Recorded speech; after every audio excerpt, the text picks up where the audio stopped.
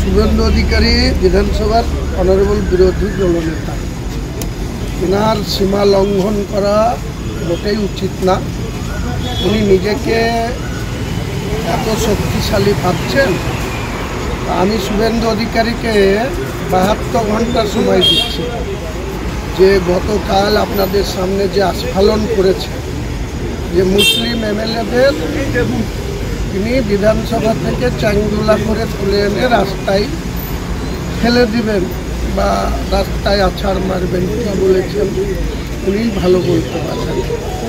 তা আমি ওনাকে বলছি ভদ্রভাবে, আপনি দলনেতার মতো অপোজ করুন, বিরোধিতা করুন, বিধানসভার ভেতরে করুন, বাইরে করুন, কোনো সমস্যা নেই।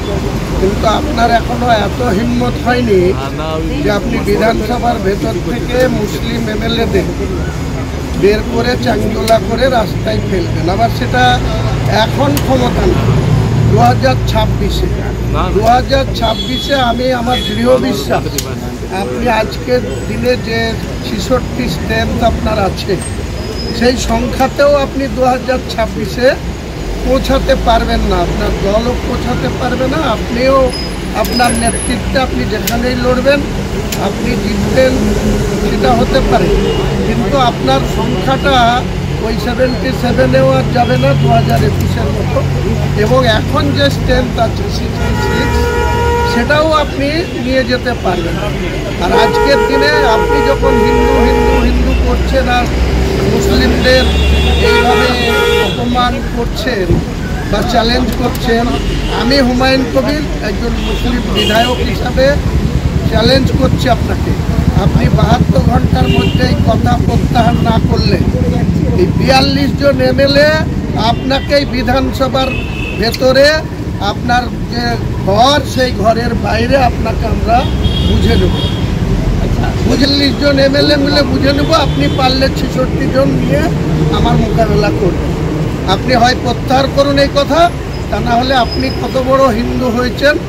আর আমরাও মুসলমান, কারো কাছে কোনো দিন আত্মসমর্পণ করেনি।